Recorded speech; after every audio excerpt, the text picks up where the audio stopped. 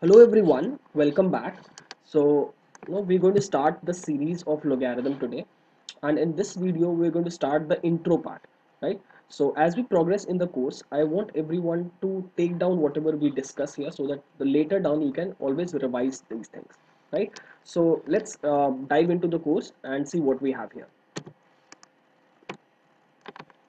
Now, so when I talk about the log, now what does this mean, guys, right? So we have been reading this topic from our school days, right? But no one has bothered to ask, like, what does a logarithm mean, right? So this is nothing but a representation of a number, right? So let's say if I ask you that what raised to power 2 will give you 8, right? I'm asking a very simple question, that what raised to power 2 will give you 8, right? And I'm sure most of you will be able to answer that this is nothing but 3, right? So if you raise 2 to the power 3, you'll get answer as 8, right? Now how do I write the same stuff in the form of log, right? So if I see here, if I want to represent the same, 2 to the power 3 is equal to 8 in terms of log, so this goes somewhat like this. So this is log, and whatever the number you have, that becomes the base, right? And whatever the outcome you have got is the log here, log 8 value, a base 2, right? And this is going to be equal to nothing but the 3, right? Now remember the question which I've asked you. I said that what raised to power 3 will give you 8, right? So the outcome of log is also 3 here, right? So your answer was 3 here, so outcome of log is also 3, right? So just to make sure that you understand this well, I'll give you one more example. Now if I ask you what raised to power 3 will give you 81, so I'm sure again most of you will be able to answer this, that 3 to the power 4, the answer is 81, right? So how do you represent this in the form of log? So if you guys have understood it, I would suggest that pause the video and try it by yourself. And if you haven't understood it, well, just watch the video. Now again, we'll follow the same trend what we did previously. So this is log, right?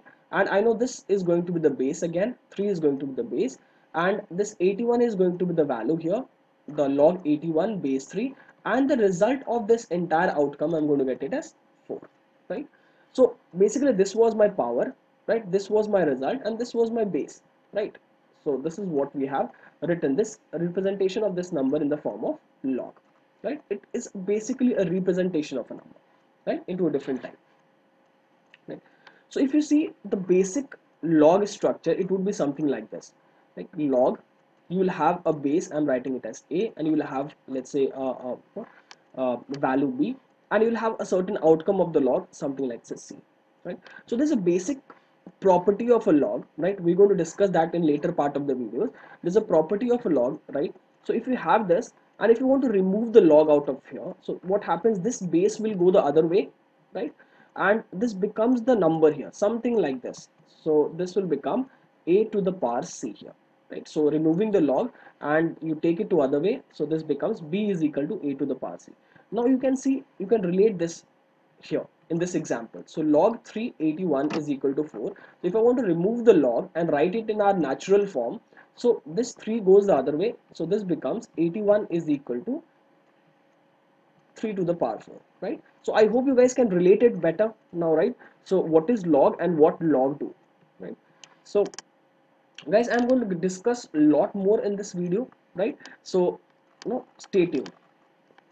So now, so this is log ab is equal to c, right? So there are basic property of a log to exist, guys, right?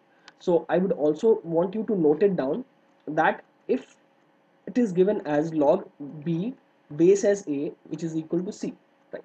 So what happen is, remember that a should not be equal to 1, right? A should not be equal to 1. That's important. And why is it important? Again, I'm going to explain you in the later part of the course. So a is not equal to 1, right? And one more thing, a and b should always be greater than 0. Remember that. Now a and b cannot be less than 0. Understand this, right? Because log does not exist for the negative value, right? A very, very important term which you need to note it down, because this might haunt you later down. So remember that log is not defined for negative values, right? Please make sure that you note it down, right, guys? So now we're going to discuss more on the later part of the videos, and for this video, that's all, right? Thank you guys.